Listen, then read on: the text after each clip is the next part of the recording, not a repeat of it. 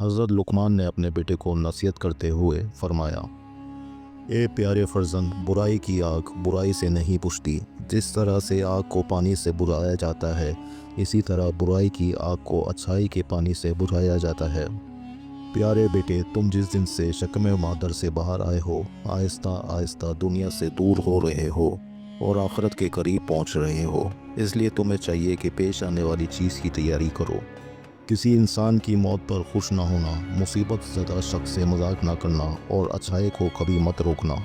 میرے فرزند، جو تم نہیں جانتا ہے اس کو اہل علم سے سیکھنے میں مت شرماؤ، اور جو تم جانتے ہو اس کی لوگوں کو تعلیم دو، مگر اپنے آپ کو ایک پل سے گزرنے والے مسافر کی طرح بناؤ جس نے پل سے گزرنا ہے، اور اس پل کی تعمیر سے اس کا کوئی سروکار نہیں۔ میرے بیٹے، اپنے آپ کو اس بکرے کی مانند مت بناؤ جس کو ہرے بھرے کھیت میں چھوڑ دیا جائے اور وہ اتنا زیادہ کھائے کہ اس سے اس کی موت واقع ہو جائے۔ پیارے بیٹے، احمق شخص کے لیے نصیحت کا سننا اتنا ہی مشکل ہے جتنا بوڑھے شخص کے لیے پہاڑ کی چڑھائی۔ نماز کی ادائیگی کے لیے جلدی کرنا، اللہ کے فرما بردار بندوں کی توہین مت کرنا اور اللہ کے نافرمان لوگوں کی کبھی عزت مت کرنا، حق کے لیے آواز اٹھانے میں کبھی شرم نہ کرنا۔ اے میرے فرزند، اپنے راز کو چھپانا اور اپنے کردار کی اصلاح کرنا۔ اگر تم ایسا کرنے میں کامیاب ہو گئے تو دشمن سے اللہ تمہاری حفاظت کرے گا۔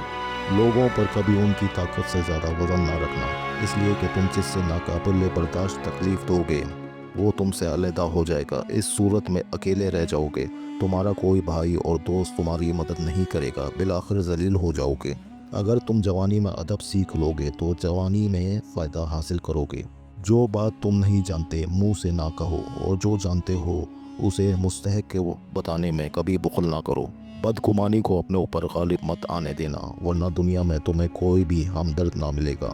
خود غذا کھانے سے پہلے اپنے جانور کو چارہ ڈالنا، اگر کھانا کھانے سے پہلے صدقہ دے سکو تو یہ کام بھی ضرور کرنا۔ اے میرے بیٹے، اپنی بڑی سے بڑی نیکی کو بھی کبھی عظیم مت سمجھنا، اور کبھی بھی اپنے چھوٹے سے گناہ کو حقیر مت سمجھنا۔ جو شخص تمہارا کوئی عذر سننا نہیں چاہتا اور تمہارے لیے کسی حق کا قائل نہیں، اس کے سامنے عذر خواہی مت کرنا۔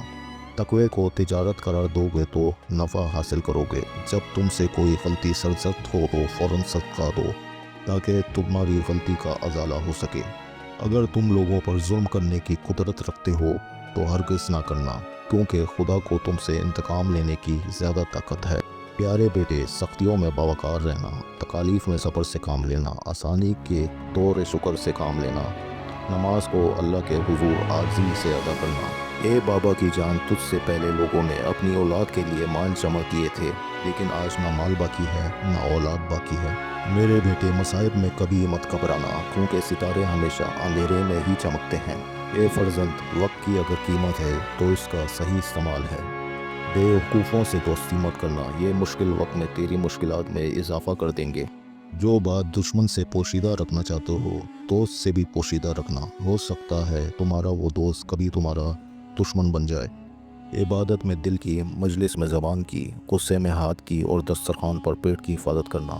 پیارے بیٹے، حکمت اور دانائی مفلس کو بادشاہ بنا دیتی ہے، اس لیے ان دونوں کا دامن ہاتھ سے مت چھوڑنا۔ میرے فرزند، اگر تم دنیا میں عزت حاصل کرنا چاہتے ہو تو لوگوں کے اموال میں کسی قسم کا طمع نہ رکھنا، اس لیے کہ انبیاء اکرام نے یہ اعلی مرتبہ طمع کو ترک کر کے حاصل کیے ہیں۔ سواری کے عالم میں اللہ کی کتاب کی تلاوت کرنا اور عمل کرتے ہوئے تسبیح الہی کرنا اور تنہائی میں دعا کرنا۔ پیارے بیٹے، ہر شخص کو اس کے ہنر اور جوہر کے مطابق جگہ دینا۔ جاہل لوگوں سے مت ملنا، ورنہ وہ تجھے بھی جاہل بنا دیں گے۔